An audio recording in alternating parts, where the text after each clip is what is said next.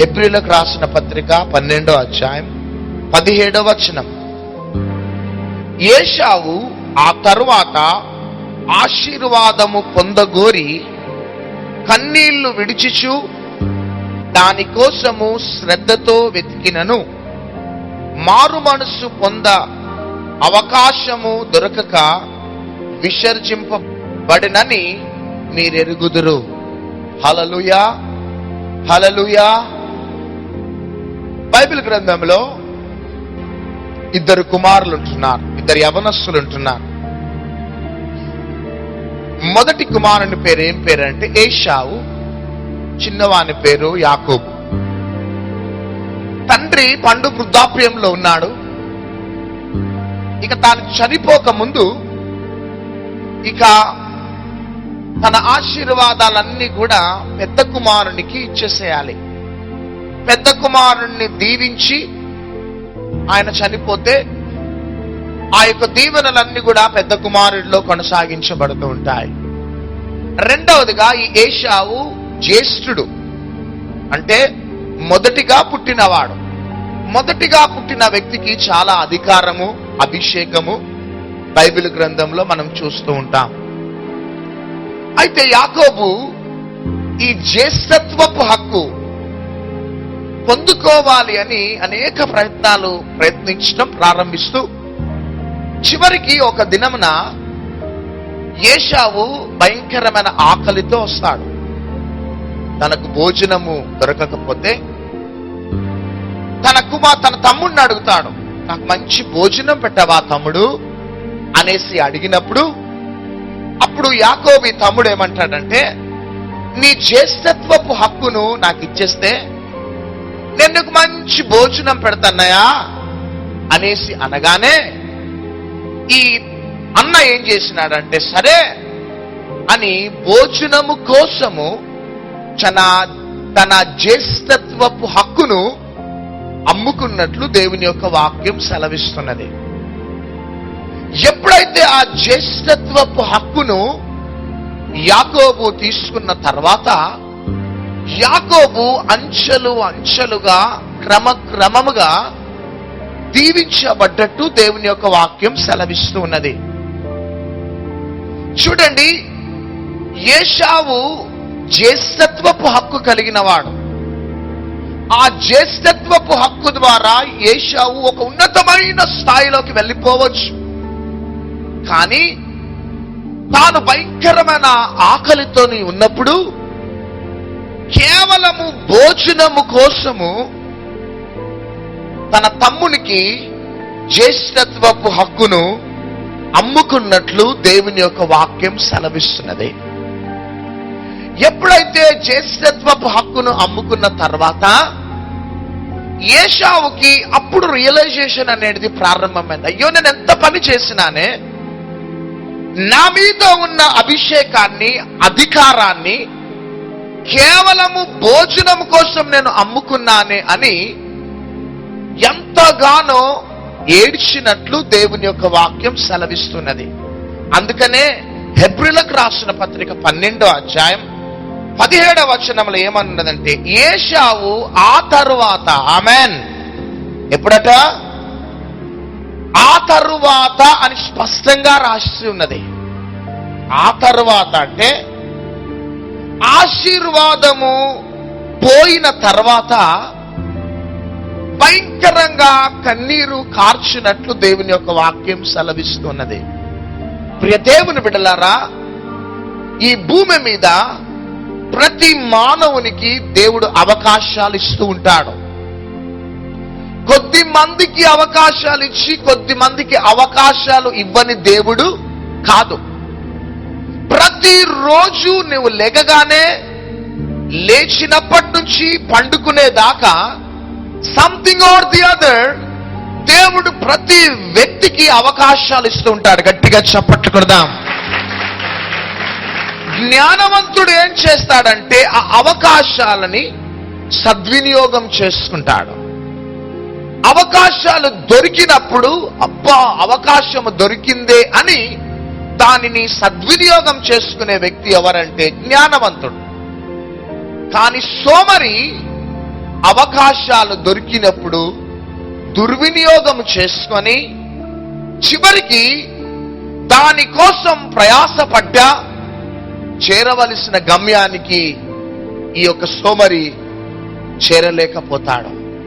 నా ప్రియ సహోదరి, నా ప్రియ సహోదరుడా, ఒకవేళ ఒక స్టూడెంట్ గా ఈ టీవీ ప్రోగ్రాం చూస్తున్నావేమో, ఒక ఎంప్లాయీగా ఈ మందిర ఆవరణంలో నువ్వు కూర్చున్నావేమో, ఒకవేళ ఒక మంచి బిజినెస్ మ్యాన్వి కావచ్చు, ఒకవేళ నువ్వు మంచి సేవకునివి కావచ్చు, దేవుడు అనేక రీతిలుగా నీకు అవకాశాలు ఇస్తూ ఉన్నాడు. హల్లెలూయా, హల్లెలూయా.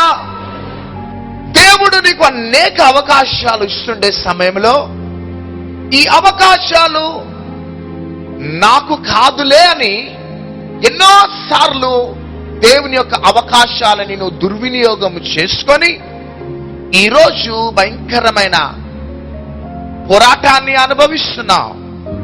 ఏశావు వలె ఆ తర్వాత ఆశీర్వాదం గురించి పరిగెత్తి కన్నీరు కార్చినా చివరికి నువ్వు ఎట్టు తోచని స్థితిలో ఈ టీవీ ప్రోగ్రాం చూస్తున్నా, ఈ మందిర ఆవరణంలో కూర్చున్నా, మరి ఒకసారి నిన్ను ప్రేమించి నిన్ను దీవించడానికి, నీకు విడుదల ఇవ్వటానికి ఈ రాత్రి దేవుడు నీకు అవకాశం ఇస్తున్నాడు. హల్లెలూయా. మందిరంలో ఉంటున్నప్పుడు దైవ సేవకుడు పాటలు పాడటానికి నీకు అవకాశం ఇచ్చినప్పుడు పాటలు పాడటానికి అవకాశం తీసుకో. ఆమేన్. వాలంటరీ వర్క్ చేయడానికి దేవుడు అవకాశం ఇచ్చినప్పుడు ఆ వాలంటరీ వర్క్ లో ఇన్వాల్వ్ కా, ప్రేయర్ టవర్ లో ఇన్వాల్వ్ కా, ప్రేయర్ టీమ్స్ లో ఇన్వాల్వ్ కా. ఒకవేళ మ్యూజిషియన్ అయితే ఇన్స్ట్రుమెంట్స్ కొట్టే విషయంలో ఇన్వాల్వ్ కా. నువ్వు ఒకటేసారి లక్షల ప్రజల మధ్యలో స్టేజ్ మీద నిన్ను నిలబెట్టడం, ఓవర్ నైట్ లో దేవుడు నిన్ను ఉన్నతమైన స్థాయిలోకి తీసుకొని వెళ్ళడు. కానీ ప్రారంభ దశలో ఒక చిన్న అవకాశం ఇచ్చినప్పుడు ఆ అవకాశాన్ని నువ్వు సద్వినియోగం చేసుకుంటే క్రమంగా దేవుడు దేశం యొక్క ఉన్నత స్థాయిలోకి నేను తీసుకొని వెళ్తాడు. ఇది చిన్న అవకాశం కదా, I'm not a capable person అని నీవు కానీ లూజ్ చేసుకుంటే లైఫ్ లాంగ్ నీకు అవకాశాలు అనేటివి దొరకవు.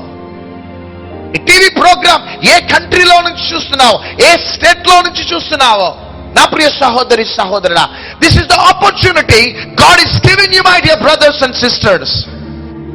దేవుడు నిన్ను దీవించటానికి ఈ టీవీ ప్రోగ్రామ్ ముందు నిన్ను కూర్చోబెట్టినాడు. ఈ మందిర ఆవరణంలో అడుగు పెట్టడానికి దేవుడు కృపచ్చు పెట్టి ఉన్నాడు. చూడండి, మంచి అవకాశం అండి.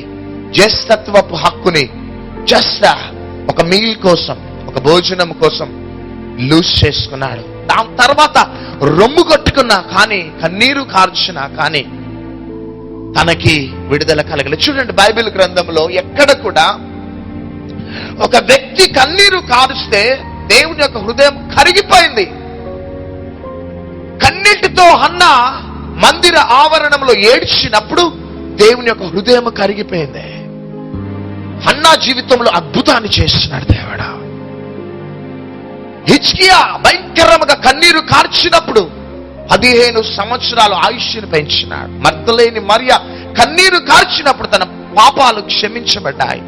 హాగరు కన్నీరు కార్చినప్పుడు అరణ్యంలో నీటి ఊటలను ప్రిపేర్ చేస్తున్నాడు దేవుడు. బైబిల్ గ్రంథంలో ఆది కాండం నుంచి ప్రకటన గ్రంథం దాకా కన్నీరు కార్చిన ప్రతి వారి జీవితంలో అద్భుతాన్ని చేసిన దేవుడు ఒకే ఒక వ్యక్తిని విడిచిపెట్టినాడు. ఎవరు? ఏశావు. Only person. ఒకే ఒక వ్యక్తిని కన్నీరు కార్చిన చూసి చూడనట్టున్నాడు అంతే. నా ప్రియ సహోదరి సహోదరుడా, ఈ రాత్రి నువ్వే అనుభవంలో ఉన్నావో నాకైతే తెలియదా, కానీ ఈ రాత్రి నీ జీవితంలో ఒక నూతనమైన కార్యాన్ని చేయాలని ఆశపడుతున్నాడు. గట్టిగా చప్పట్లు కొడదాం. ఏశావులో ఉన్న చెడుతనం ఏంటిది? ఎందుకు దేవుడు ఏశావును రిజెక్ట్ చేసినాడు, యాకోబును యాక్సెప్ట్ చేసినాడు? చదువుదాం. రోమీలకు రాసిన పత్రిక 9వ అధ్యాయం 16వ వచనం చదువుతున్నాను, వినాలి. కాగా పొందుగోరు వాని వలనైనను ప్రయాసపడు వారి వలనైనను కాదు గాని కరుణించు దేవుని వలనే అగును. గట్టిగా చప్పట్లు కొడదాం. ఎంతమందికి కరుణించేవాడు కరుణించాలని ఉన్నది? ఫస్ట్ చేతులు ఎత్తుతారు. హల్లెలూయా. అయితే కరుణించేవాడు నిన్ను కరుణించాలి అంటే యాకోబు ఏ దుప్పటి క్రిందకి వెళ్ళిండు? నీవు టీవీ ముందు కూర్చొని మంచి సీరియల్ చూస్తా ఉంటే కరుణించాడు దేవుడు. సినిమా రిలీజ్ కాగానే ఫస్ట్ డేనే వెళ్ళిపోయి కూర్చుంటే కరుణించేవాడు నిన్ను కరుణించాడు. భార్య మీద తిరగబడ్డవే అనుకో, కరుణించేవాడు నిన్ను. భర్త మీద నువ్వు రివర్స్ అయిపోయినావే అనుకో, కరుణించేవాడు కరుణించాడు.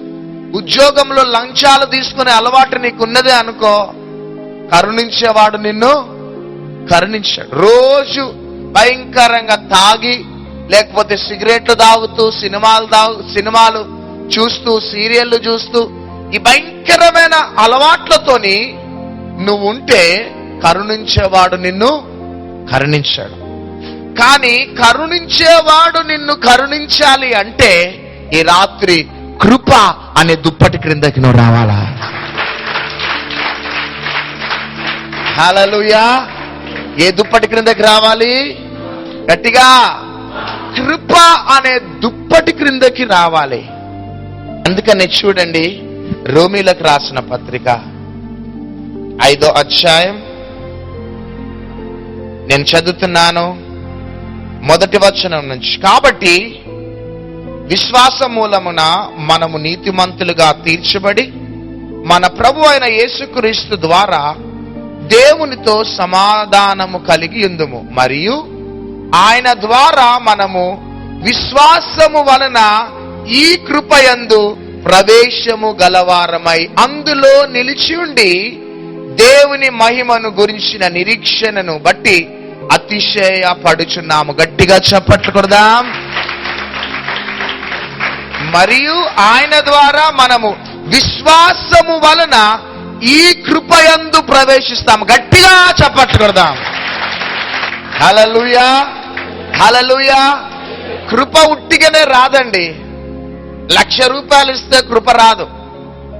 లేకపోతే పాస్టర్ గారు మందిరం కట్టడాల గురించి నేను ఇది ఇస్తున్నాను పాస్టర్ గారు అని నువ్వు డబ్బులు ఇస్తే కృప రాదు. లేకపోతే నీవు మంచి గెస్టెడ్ ఆఫీసర్ అయితే నీకు కృప రాదు. ఒకవేళ నువ్వు కరోడ్పతి అయితే నీకు కృప రాదు. లక్షాధికారివైతే నీకు ఈ కృప రాదు. ఏదో కృప పొందుకోవాలంటే డబ్బాలో నుంచి ఏంటిది లక్కీ లాటరీ తీసే విధంగా అయితే రాదు కృప. నీవు కృప అనే దుప్పటి క్రిందకి రావాలి అంటే ఆయన మరియు ఆయన ద్వారా మనము విశ్వాసము వలన ఈ కృపయందు ప్రవేశించగలుగుతాం. ఆమేన్. మనం యేసుక్రీస్తుని సొంత రక్షకునిగా అంగీకరిస్తేనట ఈ కృపలోకి మనం ప్రవేశిస్తాం. గట్టిగా చప్పట్లు కొడదాం. ఎప్పుడు ప్రవేశిస్తామట చెప్పాలా? యేసుక్రీస్తుని సొంత రక్షకుడిగా అంగీకరించినప్పుడు, అప్పుడు ఈ కృపలోకి మనం ప్రవేశిస్తాం. ఈ కృపలోకి ప్రవేశించినప్పుడేనట కరుణించేవాడు కరుణిస్తాడట. ఉట్టిగానే కరుణించేవాడు కరుణించడండి బాబు. మనము కృపలోకి మనం ప్రవేశించాలి. ఆమేన్. ఈ కృపలోకి మనం ఎంటర్ అయినప్పుడే కరుణించేవాడు కరుణిస్తాడు. మనల్ని దీవించవలసినంతగా దీవిస్తాడు. దూర దూర స్థలాలలో నుంచి టీవీ ప్రోగ్రాం చూసి నాకు స్వస్థత జరిగిపోవాలి, నాకు విడుదల జరిగిపోవాలి, నాకు ఉద్యోగం రావాలి, నా గర్భఫలం తెరవబడాలి, ఉద్యోగంలో ప్రమోషన్ రావాలి, అనేక ప్రార్థన అవసరతలతోని ఈ ప్రాంగణంలో నువ్వు అడుగుపెట్టి ఉన్నావేమో. కానీ ఈ రాత్రి నిన్ను పాస్టర్ కరుణిస్తే ఏం లాభము లేదు, కానీ కరుణించేవాడు ఈ రాత్రి నేను కరుణించాలి. హల్లెలూయా, హల్లెలూయా. ఎవరు కరుణించాలి? ఆమేన్. దావీదు కుమారుడా నన్ను అన్నాడంతే. వేల సంఖ్యలో ప్రజలు వెళ్తుంటే దావీదు కుమారుడా నన్ను అని కేకలు వేస్తుంటే అందరూ ఆటంకపరుస్తా ఉంటే నువ్వు నోర్మి అన్నాడు. ఎవరిని? ఆటంకపరిచేవారిని. అందరూ ఆటంకపరిచినా కానీ గుడ్డి భర్తమైని కరుణించిన దేవుడు ఈ రాత్రి నిన్ను కరుణించబోతున్నాడు. ఈ టీవీ ప్రోగ్రాం చూస్తున్నావు, అనేకులు ఆటంకపరుస్తున్నారు నిన్ను, అనేకులు అభ్యంతర కారణంగా ఉన్నారేమో. నీ వ్యక్తిగత కుటుంబ జీవితంలో, నీ ఉద్యోగంలో, ఈ యొక్క మందిరంలో నువ్వు కూర్చున్నావు, తమ్ముడు, చెల్లి, సహోదరుడు, సహోదరి. కానీ I challenge you, this is the prophetic message to each and everybody.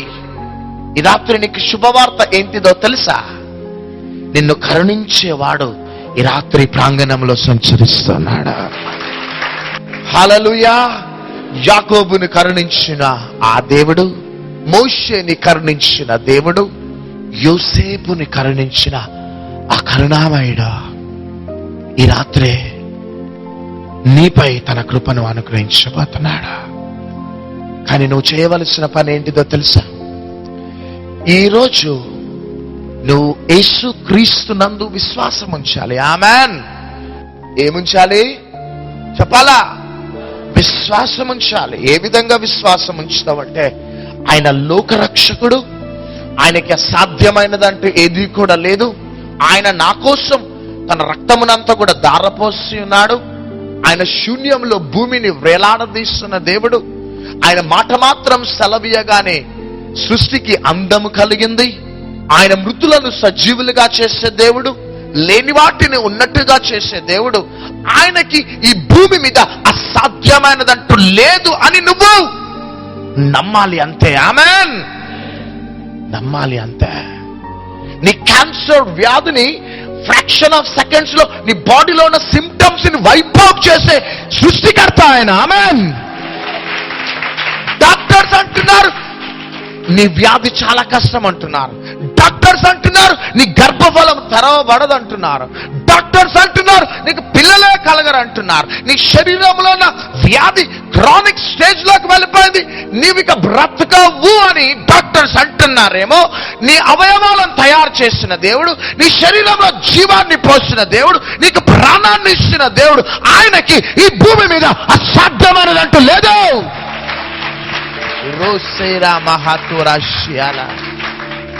లేదు అంతే. క్యాన్సర్ వ్యాధులు కావచ్చు, ఎయిడ్స్ వ్యాధులు కావచ్చు, శరీరం అంతా మృత తుల్యమైపోయిందేమో, కానీ ఎవ్రీథింగ్ ఇస్ పాసిబుల్. ఒక్క మాట సెలవిస్తే అంతే, బాడీలో ఉన్న ఆర్గన్స్ అన్ని కూడా ఫంక్షన్ అయిపోతాయి అంతే. హల్లెలూయా, హల్లెలూయా. సహోదరి, సహోదరుడా, యంగ్ ఏజ్ లో ఎగ్జామ్స్ కి ప్రిపేర్ అవుతున్నావా? Young boys and girls, mathematics హార్డా నీకు? కెమిస్ట్రీ హార్డా? జువాలజీ హార్డా? నీకు హార్డేమో గాని నిన్ను కరుణించేవానికి అంతా సాధ్యం. హల్లెలూయా.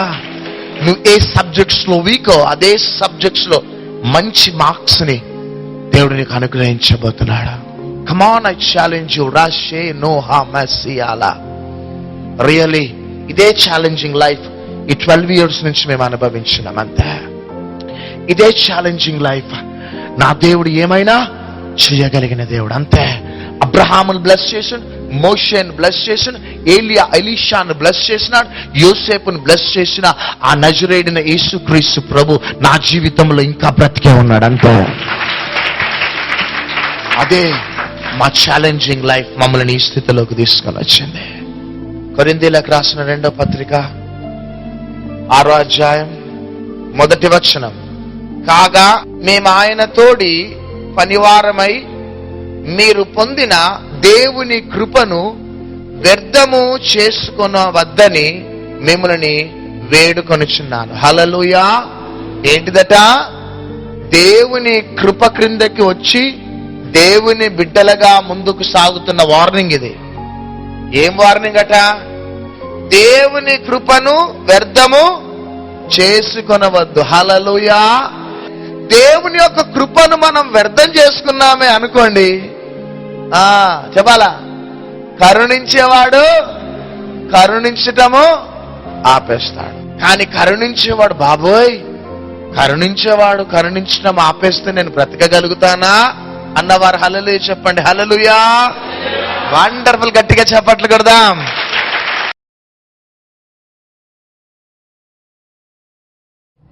యేసుక్రీస్తు ప్రభువా, నీవు లోక రక్షకుడవని నేను నమ్ముచున్నాను. కల్వరి శిలువలో రక్తం కార్చినావని నేను నమ్ముచున్నాను. నీ రక్తం ద్వారా నా పాపాలు, సర్వమానవాళి పాపాలు కడగబడ్డాయని నేను నమ్ముచున్నాను. నీవు చనిపోయి పాతి పెట్టబడి 3వ దినమున మరణమును జయించి లేచినావని, పరలోక రాజ్యం ఆరోహణమైనావని, మరలా రాబోతున్నావని నేను నమ్ముచున్నాను. తండ్రి, నేను తెలిసి తెలవక చేసిన ప్రతి పాపములను దయతో క్షమించి నన్ను నీ బిడ్డగా స్వీకరించుము. నా హృదయంలోకి రమ్ము, నాకు దేవుడిగా ఉండుము. యేసుక్రీస్తు నామములో నా పాపాలని క్షమించినందుకు వందనాలు. యేసుక్రీస్తు నామములో అడిగి వేడుకొంచున్నాము తండ్రి. Amen, amen, amen. ప్రత్యేకంగా దేవుని బిడ్డలారా, మరి ఈ పరిచర్యలో ఎన్నో రీతిలుగా దేవుడు సహాయం చేస్తూ మరి కల్వరి ప్రత్యక్షత అనేటువంటి మాస్ పత్రిక, మరి మంత్లీ మ్యాగజైన్ మేము విడుదల చేయడం జరిగింది ఫిబ్రవరి వైజాగ్ పట్టణంలో. అందులో నుంచి అనేక విషయాలు, ఇంకా ఈ యొక్క పరిచర్య గురించి వివరాలు రాస్తున్నాం. అంతేకాక దేవుని యొక్క వాక్యం మీ హృదయాలని ఆదరించడానికి, బలపరచడానికి, మీ ద్వారా అనేకులను ఆదరించడానికి ఈ మాస్ పత్రిక, కల్వరి యొక్క మాస్ పత్రికని మేము విడుదల చేస్తున్నాం. కావలసిన వారు మా యొక్క ఫోన్ నెంబర్ సంప్రదించి మీరు తీసుకోవచ్చు. అవి కేవలం మీ ఆత్మీయ జీవితాలను పెంపొందించుటకు, అనేకులను క్రీస్తు ప్రేమను చూడడానికి మాత్రమే ఈ యొక్క మాస్ పత్రికను మేము రిలీజ్ చేయడం జరిగింది. కాబట్టి మీరు దీనిని చదవండి, అనేకులకు చదివించండి, జీవితాల్లో సమాధానాన్ని, సంతోషాన్ని అనుభవించాల్సిందిగా మనం చేస్తున్నాం. రెండవదిగా మా యొక్క పరిచర్యలో మరి ధవళవర్ణుడు, రత్నవర్ణుడు, అతికాంక్షినటువంటి పాటల సిడీని ఈ ఇయర్ అతికాంక్షినుడు ఓపెన్ చేయడం జరిగింది. రియల్లీ మా జీవిత అనుభవాల్లో నుంచి రచించిన పాటలవి. మా యొక్క చేదు అనుభవాలని మధురముగా ఆయన ప్రేమతో ఏ విధంగా మమ్మల్ని ఆదరించాడో, ఆయన కృప గురించి, ఆయన యొక్క ప్రేమ గురించి ఈ యొక్క పాటలు ఉంటున్నాయి. అతికాంక్షనీయమైనటువంటి ఈ పాటల సీడీ కావాల్సిన వారు మమ్మల్ని సంప్రదించి ఆత్మీయ అనుభవాలని అనుభవించుటకు, ఆత్మీయ మేలును పొందటానికి ఈ పాటలు వినవలసిందిగా మనవి చేస్తూ, మీ యొక్క జీవితాలు ఈ పాటలు ఆదరించాలని కూడా మేము ఆశపడుతున్నాం. కాబట్టి కావలసిన వారు మా ఫోన్ నెంబర్ సంప్రదించి తీసుకోవచ్చు. ఈ పాటల ద్వారా పరిశుద్ధాత్మ దేవుడు మిమ్మల్ని, మీ కుటుంబాన్ని ఆదరించి ఆశీర్వదించబోతున్నాడు.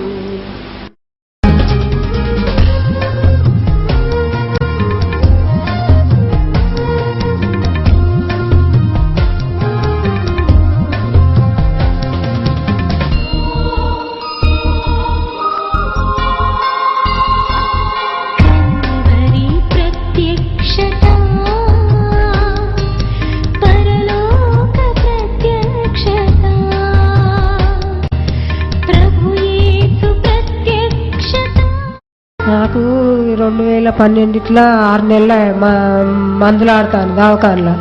ఎక్కడికి పోయినా ఆపరేషనే కావాలని అన్నారు. ముక్కుల ఆపరేషన్ అయ్యే కావాలమ్మా, 20,000 కావాలి, 20,000 అయితే తక్కువ అవుతుందని అన్నారు. అన్నాక 2012 మా బిడ్డ ఇక్కడికి వస్తాయింది. వచ్చి నువ్వు పెద్దమ్మ ఏదన్నా మొక్కుబడి చెల్లించుకో, ఆపరేషన్ అయితే 20,000 అయితే ఏడుకెళ్ళి పెడతామంటే 5,000 మొక్కుబడి చెల్లించుకున్న పొద్దున అనుకున్నా సాయంత్రం వరకు కథం తక్కువ అయింది. ఇప్పటికి 4 సార్లు వచ్చినాయికి. ఏం ఆపరేషన్? ముక్కులు అయ్యి పెరిగినాయి. ముక్కులో ఈమెకి కండ పెరిగిందండి. తీసుకొని వస్తే వచ్చింది. దేవుడు చేసిన అద్భుతం ఏంటంటే, ఆమె 20,000 పెట్టి ఆపరేషన్ చేయించుకోవడం ఎందుకు, ఏసై నన్ను స్వస్థపరుస్తాడని 5,000 రూపాయలు తీసి ఆఫరింగ్లు వేసేసిందంట. పొద్దున్న వేసిందంట, సాయంత్రానికల్లా స్వస్థత జరిగిందంట. నిజంగా ఇప్పుడు నీకు ఆ ముక్కులో కండలు కరిగిపోయినాయి. గట్టిగా చెప్పలు కొట్టండి అందరూ. అమ్మ, నాకు వారం రోజుల నుండి శరీరంలో బాగా బలహీనం, కీళ్ళ నొప్పులు బాగా, పాదములు అయితే ఇట్లా చూదులు గుచ్చి ఉంటున్నట్టు అయినాయి. ఈరోజు ఫస్ట్ సారి నేను వచ్చాడు మన గోదావరికి అని. అయితే ఈరోజు దేవుడు నన్ను పిలవాలి, నేను బలహీనం, ఎంత బలహీనంగా వెళ్తానో అంత బలపరచబడి రావాలని ప్రార్థన చేసుకొని వచ్చిన. ఈ దినం దేవుడు గొప్పవాడు, నన్ను బలపరిచిండు. కీళ్ళ నొప్పులన్నీ ఇప్పుడు తగ్గిపోయినాయి నాకు. దేవుడు అమ్మ ద్వారా పిలిచినప్పుడు నాకు అప్పుడే తగ్గిపోయినాయి కీళ్ళ నొప్పులన్నీ. ఇప్పుడు బాగా హ్యాపీగా ఉన్నా, నేను ఆరోగ్యంగా ఉన్నాం. ఆరోగ్యంగా ఉన్నా. వాక్యం ద్వారా యేసయ్య నీతో మాట్లాడండి. గట్టిగా చప్పట్లు కొడదామండి. అయితే నాకు ఈ చెయ్యి లేస్తలేదన్నట్టు నిన్న సాయంత్రం గురించే దేవుడు ముట్టి స్వస్థపరిచింది నన్ను. చెయ్యి లేస్తాంది నాకు. పైకెత్తు. చెయ్యి లేస్తాను. ఇంతకు ముందు లేవలే. లేవలే. గట్టిగా చప్పట్లు కొడదాం. నా బిడ్డను ఫైనాన్స్ కార్డు ప్రాబ్లం తోటి కాళ్ళు చేతులు పడిపోయినాయి. హైదరాబాద్ హాస్పిటల్ నుంచి వచ్చిన తర్వాత డాక్టర్లు 4 రోజుల కంటే ఎక్కువ బతికే చనిపోతుందని చెప్పారు. వాళ్ళు దేవుని నమ్ముకొని బిడ్డ బతుకుతారని చెప్పారంటే దేవుని నమ్ముకున్నా. నేను నమ్ముకొని దేవుడా నా బిడ్డను బతికించు, నువ్వే దిక్కు అని చెప్పారంటే నా బిడ్డకు బతికింది. బెడ్ సోర్ అయి వెనక కంప్లీట్గా ఈ ఫైనాన్స్ కార్డు బొక్కగా అనిపించింది. డాక్టర్లు వరద తీసుకెళ్తే 4 రోజుల కంటే ఎక్కువ బతికి చనిపోతే తీసుకపోండి అంటే తీసుకుంటూ వచ్చినాం. వస్తూ వచ్చేటప్పుడు ఇట్లా బెల్లపిల్ల స్వస్థత ప్రేయర్స్ జరుగుతాయి, అక్కడ ఒకసారి తీసుకెళ్ళండి అని చెప్పారంటే ఇక్కడికి నా బిడ్డను తీసుకొచ్చినాను ఒక 2 టైమ్స్. అది కంప్లీట్గా ఇక్కడ తీసుకొచ్చి ప్రేరాయలు రాస్తా ఉంటే లోపల నుంచి మొత్తం మాంసమంతా బెరుకుంటూ వచ్చి బెడ్ సోర్ అనేది 75% తగ్గింది, ఒక 25% ఉంది. రెండోది ఏంటంటే నాకున్న అప్పులు అన్ని దేవుడు తీర్చాడు. నేను ఏది కావాలనుకుంటా దేవుడు అది ఇస్తుండు. ఇల్లు కావాలనుకున్నా నేను నమ్మకంగా ఉన్నావయ్యా. మరి కంప్లీట్ నమ్మకంగా నేను ప్రేయర్ చేసుకుంటా ఉన్నాను. నేను నా కొడుకు కూడా వచ్చిండు. నెక్స్ట్ టైం నా బిడ్డను తీసుకొచ్చి మీ అందరికి చూస్తే నేను నా సాక్ష్యం చెప్పడానికి వచ్చి